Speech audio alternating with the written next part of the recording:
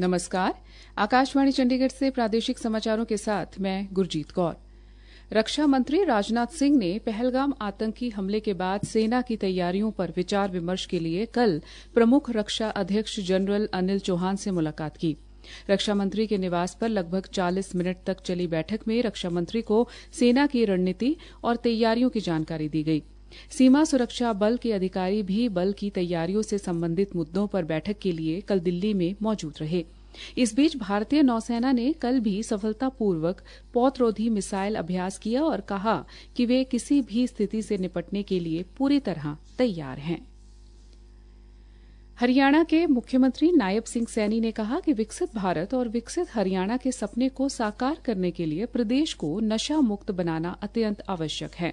इसीलिए नशा मुक्त हरियाणा के अभियान में सभी को दलगत राजनीति से ऊपर उठकर एकजुट होकर प्रदेश के युवा को सशक्त और मजबूत बनाना है। मुख्यमंत्री कल नशा मुक्त हरियाणा साइक्लोथॉन द्वितीय के समापन पर सिरसा में आयोजित कार्यक्रम में जनसमूह को संबोधित कर रहे थे। उन्होंने संत समाज, खाप पंचायतों, सरपंचों और प्रदेशवासियों से आग्रह किया कि वे इस महाअभियान में सक्रिय भागीदारी निभाएं और नशा मुक्त हरियाणा बनाने की दिशा में अपना महत्वपूर्ण योगदान दें।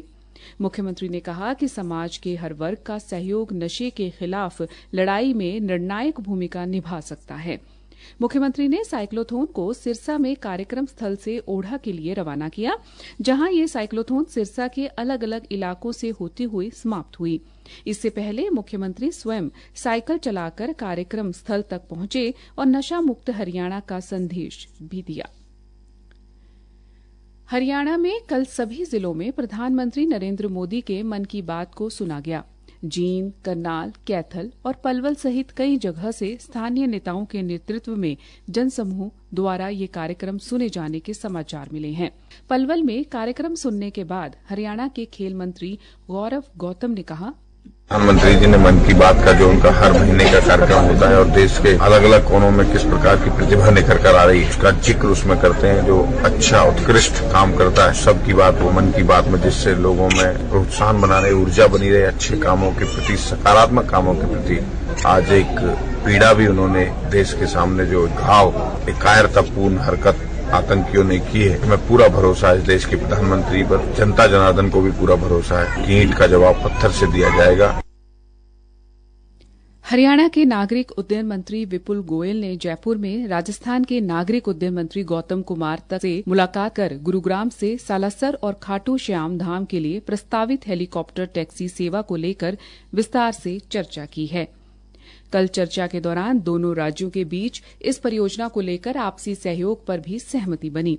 बैठक में इस बात पर बल दिया गया कि हेलीकॉप्टर सेवाओं के संचालन के लिए जरूरी बुनियादी ढांचे जैसे हेलीपैड, यात्रियों के लिए प्रतीक्षा क्षेत्र और सुरक्षा मानकों को प्राथमिकता से विकसित किया जाएगा। दोनों राज्यों के बीच आवश्यक प्रशासनिक तालमेल सुनिश्चित करने की भी बात हुई है। बैठक के उपरांत श्री विपुल गोयल ने कहा कि प्रदेश सरकार का लक्ष्य है कि प्रधानमंत्री नरेंद्र मोदी और मुख्यमंत्री नायब सिंह सैनी के नेतृत्व में देश प्रदेशवासियों को तीर्थ स्थलों की यात्रा के लिए तेज, सुरक्षित और आरामदायक विकल्प प्रदान किया जाए। इस पहल से न केवल धार्मिक पर्यटन को बढ़ावा मिलेगा बल्कि स्थानीय अर्थव्यवस्था, रोजगार और सेवा क्षेत्र में भी उल्लेखनीय विकास होगा। उन्होंने कहा कि जल्द ही इस सेवा के औपचारिक उद्घाटन की प्रक्रिया प्रारंभ होने की संभावना है, जिससे हरियाणा और राजस्थान के श्रद्धालुओं को सीधा लाभ मिलेगा। हरियाणा के खेल राज्य मंत्री गौरव गौतम ने कहा कि केंद्र और प्रदेश सरकार अंत्योदय, उत्थान और गरीब कल्याण के लिए कृत संकल्प है। प्रधानमंत्री नरेंद्र मोदी और मुख्यमंत्री नायब सिंह सैनी के नेतृत्व में सरकार द्वारा गरीबों के जीवन स्तर को ऊंचा उठाने के लिए योजनाएं तैयार की जा रही हैं। खेल मंत्री ने कल पलवल में सैन जयंती समारोह और अखिल भारतीय मैथिली ब्राह्मण महासभा में आयोजित शपथ ग्रहण समारोह को बतौर मुख्य अतिथि संबोधित करते हुए ये बात कही। श्री गौतम ने कहा कि सरकार की ओर से गरीबों को रोटी, कपड़ा और मकान जैसी मूलभूत सुविधाएं प्राथमिकता के तौर पर उपलब्ध करवाई जा रही हैं।